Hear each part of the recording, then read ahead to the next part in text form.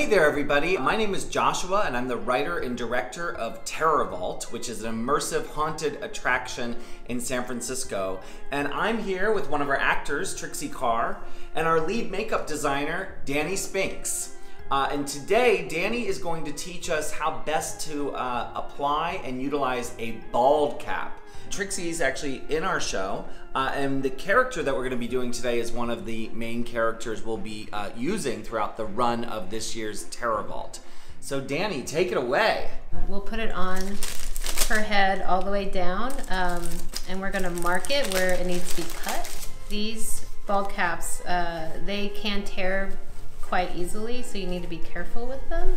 All right, so you're going to stick this thing on our head and then trace it and cut it.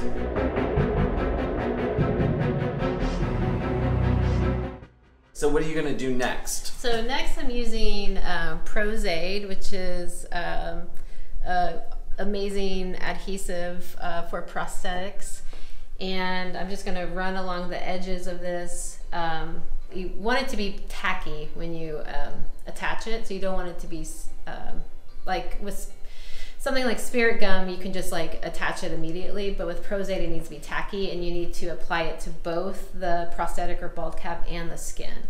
So it's that tackiness of it connecting with itself is what's going to make it stick. And of course it's an Alcone product, and we love Alcone at Terror Vault and Apocalypse. Thank you, Alcone. Yay!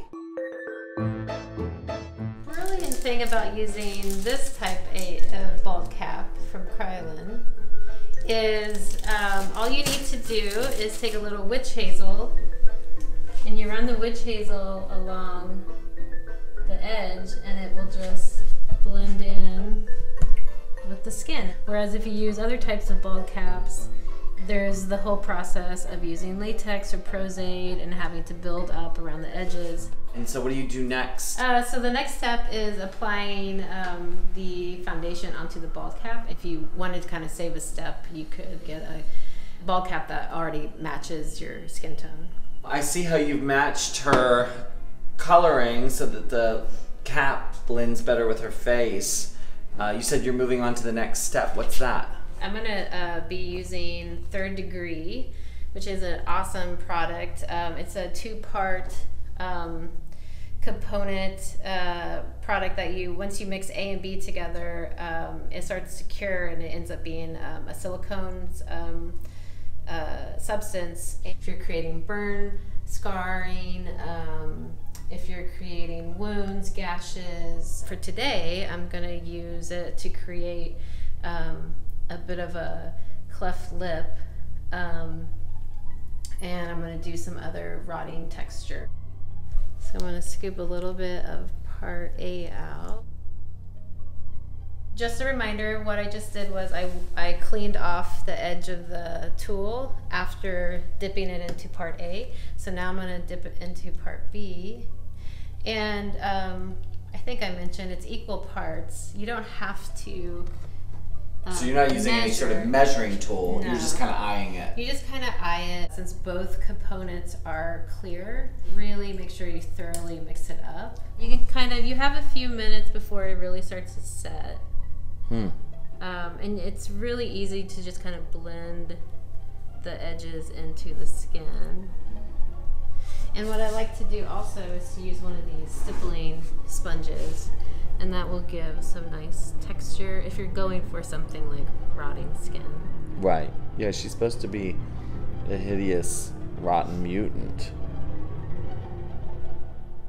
I'm also going to use some latex to create some nice texture and wounds, just to kind of show you an alternative. If you don't want to spend the money on the 3rd Degree, you can get, go to your local Spirit Halloween store and get latex.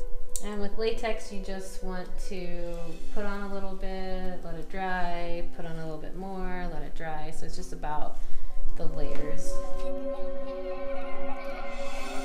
Well, what I've done is apply some overall foundation just to give her a more sick, deadly. She looks sickly. Do I look deadly yet? Yeah. You can see I haven't gone in yet to do the detail painting on the 3rd Degree, but you can see the texture. So now I'm going to go in and start adding more detail and do some defining on all of these, the rotting skin. And is that just like a grease paint color wheel? It's a Mayron Bruise wheel. Ah, I used to have This is that. one of my favorites.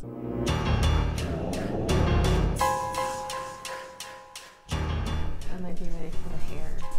Okay. So I'm gonna add, now glue down some hair. Obviously, as you can see, I don't have a lot of it, so it's meant to look, for her to continue to look sickly. She'll just have some sparse hair. This will also, if you have a lot of hair that you're trying to conceal under a bald cap, this is a good way to do it. So I'm gonna go back to the Prozade that we used earlier. Where'd you get the hair?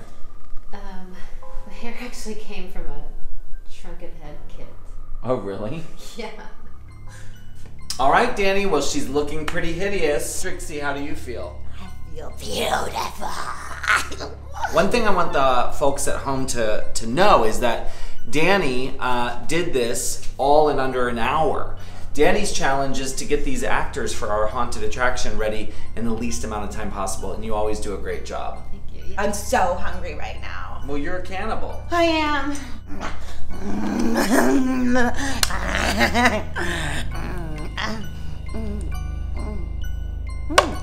Pretty good. Oh. Okay.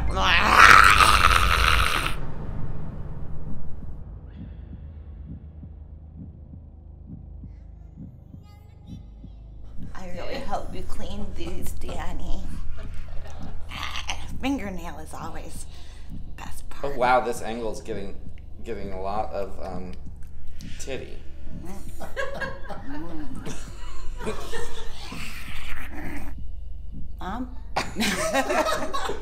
Really good.